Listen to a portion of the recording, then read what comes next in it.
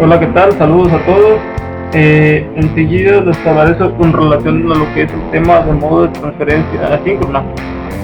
Mi nombre es Carlos Alberto Robles, soy un estudiante actualmente de la carrera de Ingeniería Profesional del octavo semestre. Bueno, el tecnológico al que yo pertenezco se llama Campus La Huerta. Actualmente se ha tenido algunos cambios dentro de lo que es mi tecnológico. Ahora se le conoce como el Tecnológico Nacional de México, José Mario Molino Pasquel y Enríquez. Bien, dentro de lo que son algunas de las características del modo de transferencia síncrona, contamos nosotros con lo que es el método de acceso y lo que es velocidad de transferencia. Bueno, el método de acceso viene a ser, en este caso, normalmente de punto a punto, se transfiere lo que son paquetes de longitud de un equipo a otro mediante un equipo de conmutación, o sea, de manera de transferencia síncrona, ¿sí? No necesariamente puede ser este de punto a punto, sino que puede ser a diferentes partes. Vaya.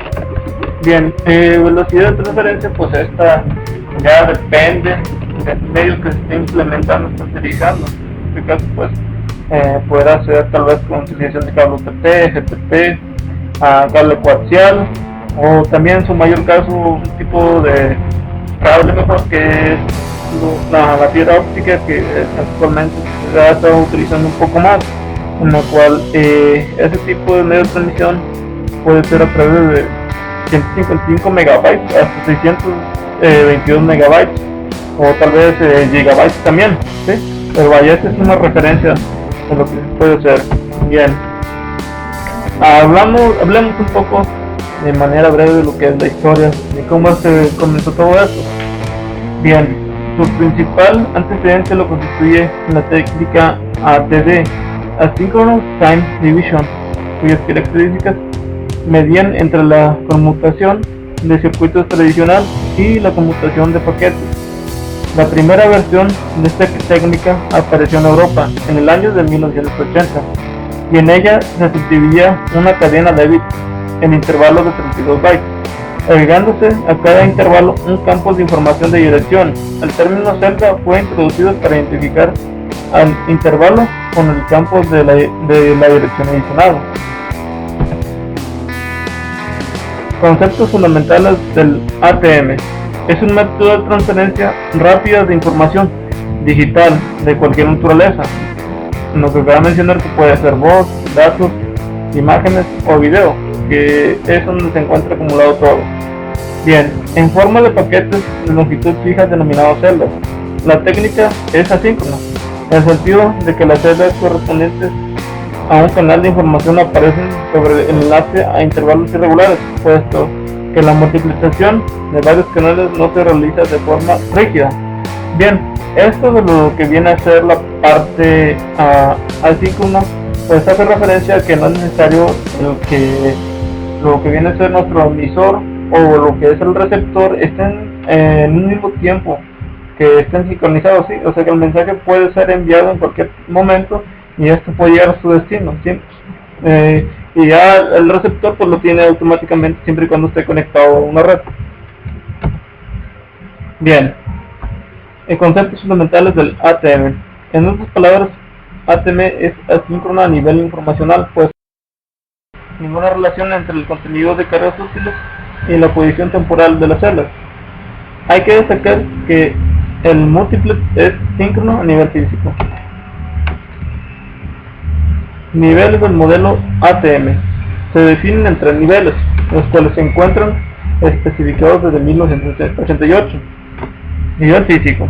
Está compuesto por 2 subniveles. Dependiente del medio físico, se encarga de adaptar a las células ATM al medio físico que se utiliza para su transporte para que sea más eficaz. O convergencia de la transmisión. Organiza el mapeo de las células ATM por el medio físico y proporciona el mecanismo para delinear las celdas en el lado receptor. Bueno, continuamos con el siguiente punto. Nivel. Es el nivel empleado por la red. Vaya, proporciona un mecanismo de transferencia común para los niveles superiores. Es aquí donde se efectúa el control del tráfico, la administración en el nivel de celda, el enrutamiento y el multiplexado, y realiza funciones de control como la corrección de errores del encabezamiento. Es transparente a la carga útil. Bien, pues aquí ya habla de la forma en que se encuentra estructurado los dispositivos necesarios organizados para poder hacer el envío de celdas con su correspondiente contenido informático. Niveles de adaptación del ATM. Son grupos de 4 protocolos estándares cuya función es convertir el tráfico existente en los niveles superiores en las celdas ATM y viceversa. Celdas ATM. La celda es la unidad de transferencia estandarizada por la UIT, Instituto Tecnológico de Massachusetts. Consta de 2 partes: la carga útil o contenedor de 48 octetos, que transporta la información generada por un emisor, y el encabezamiento de 5 octetos, que contiene la información necesaria para la transferencia de la celda. Esta información define la capa ATM. Inmediatamente por encima de la capa física, la configuración del encabezamiento, según se considera el interfaz entre el usuario y la red. El usuario usa el Network Interface o el interfaz entre nodos de una misma red o de redes diferentes. Bien, aquí en pocas palabras a lo que vamos es que está constituido lo que es una celda por lo que es principalmente un encabezado y lo que viene a ser como un tipo de cuerpo, ¿sí? En el encabezado nos menciona que es por 5 textos. Bien, el encabezado lo que contiene es la dirección, el título y digamos algún tipo como de cantidad de información que se lleva. Vaya, eso es como para a la hora que entra a la red, este pueda ser distribuido y llega a su lugar de manera correcta. Y ya lo que es el cuerpo, ahí es donde se subdividen, digamos en este caso en pequeñas celdas, se transmite la información en distintas, porque eso no se pueden llevar de una manera en un paquete todo. Hay una cierta capacidad límite, la cual forza que este sea subdividida en varios tipos de celdas, ¿sí? Transferencia de información mecánica, multiplexación. La información proveniente de un usuario es agrupada dentro del formato de celdas. Toda secuencia de celdas generada por este usuario tendrá el mismo valor en el campo de dirección del encabezamiento durante la comunicación, y esta secuencia constituirá un canal virtual. La tasa de transmisión del canal puede ser variable, será una medida de la actividad de la fuente y de la disponibilidad de recursos. Transferencia de información en ATM. Las celdas provenientes de un número de usuario o fuentes ubicadas en una cola por orden de aparición y luego serán ubicadas a la salida de la cola según este mismo orden sobre un enlace de transmisión. Por lo tanto, la cola de espera es el órgano esencial que condiciona todas las propiedades del ATM. En realidad, una red ATM es una red de colas de espera. Mecanismo de conmutación. Un nodo de conmutación podrá ser o conmutador o un transconector, y en cualquiera de los casos tendrá un número de cadenas ATM multiplexadas, entrando y saliendo. Su función será la transferencia de acuerdo a un campo de dirección particular codificado, desde una entrada particular multiplexada hacia una salida particular multiplexada, mientras colocado el código apropiado en el campo de dirección de las celdas para su uso en el próximo nodo de conmutación. Bien, mecanismos de conmutación. Esta función es ejecutada de acuerdo a una tabla de traducción almacenada en el control del conmutador y mantenida durante todo el tiempo que dura la conexión del usuario. Características. Existen muchas arquitecturas de implementación posibles para la estructura interna de un nodo de conmutación. Su elección depende de varios factores como son la capacidad máxima, los requerimientos de modularidad y crecimiento, los tipos de conexión para ser manipuladas y la distribución general de funciones. Bien, Continuamos. La arquitectura específica de distribución de los conmutadores incluye la topología de la estructura general, que en su caso puede ser bus, anillos, matrices simples o multietapa, entre otros. El método de enrutamiento utilizado en la matriz de conmutación, autoenrutamiento o enrutamiento controlado mediante tablas de traducciones. La localización de las memorias o buffer dentro de los elementos de conmutación buferiados de entrada, buferiado de salida y buferiado central. Bien, esas características, pues más que nada se tiene que evaluar el contexto donde se va a tener el tráfico en su mayoría, o que va a ser, digamos, una zona local, un lugar, una oficina, pues no es igual digamos, a un tipo como una presidencia o a lo que viene siendo una institución educativa, lo cual tiene mayor entrada y salida de información, por la cual se requiere tener un tipo de estructura más sólida, contar con unos equipos buenos para poder tener un buen control, ¿sí? Y evitar fallos. Bueno, también aquí mencionamos con relación al bus anillo. Bueno, vamos a ver un poco más adelante algo con relación a lo que es eso de bus y la topología. Bien, a nuestro lado derecho se observa lo que son las topologías. En la parte superior tenemos lo que es la topología de anillo, y en la parte inferior tenemos lo que es la topología de bus. Bien, la topología de bus se ve afectada en este caso cuando llega a haber una ruptura o un tipo de interrupción, en su caso, ya que sabemos que este funciona de manera lineal. Entonces, como se ve, el equipo 1 es el principal en la entrada del internet. Entonces, si se corta uno de esos, los demás no tendrán internet.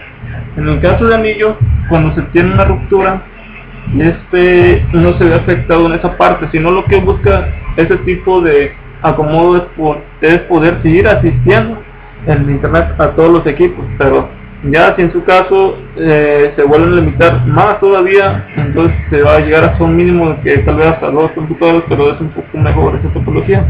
Bien, dice, dependiendo de las características requeridas, un conmutador ATM puede ser implementado utilizando una variedad de posibles topologías. Existen dos partes básicas de la estructura de una red: el puerto y la interconexión.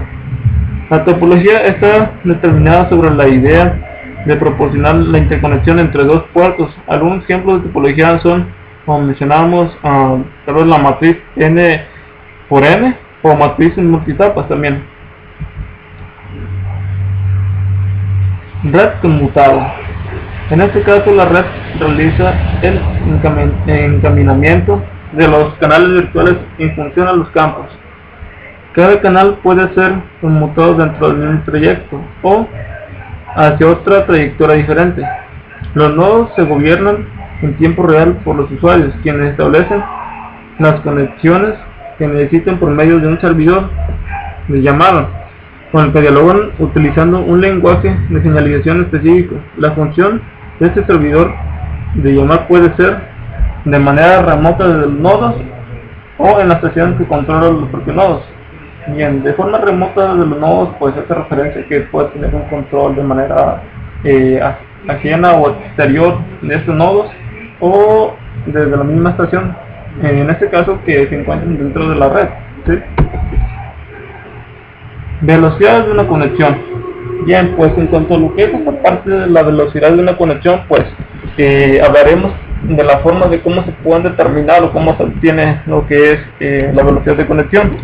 Bien, dice, dos celdas consecutivas pertenecientes a una misma conexión se preparan por un intervalo de tiempo, que es una variable aleatoria, digamos XY.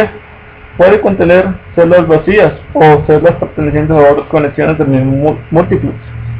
Suponiendo que el proceso sea estacionario, el valor medio EX permite definir la velocidad media como 1 sobre EX.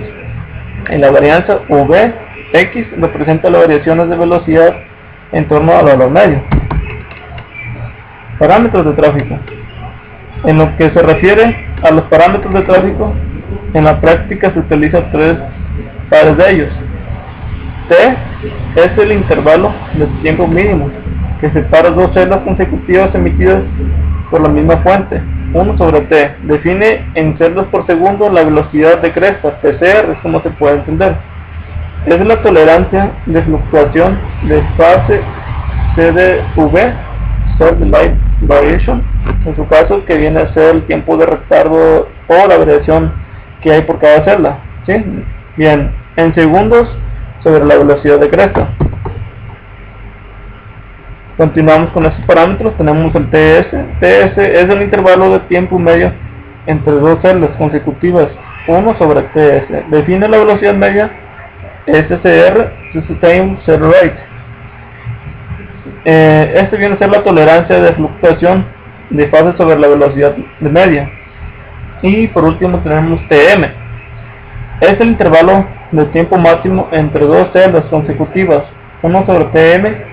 Define la velocidad mínima MCR, Minimal Cell Rate, garantizada por la red.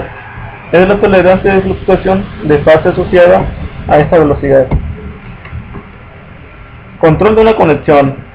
Después que se tiene establecida una conexión, debe asegurarse que el flujo actual de celdas esté conforme a los parámetros negociados durante la admisión de la conexión. Para ello, se requieren procedimientos de condicionamiento de flujo, sin los cuales los valores de Q o S de esta conexión pudieran verse afectados.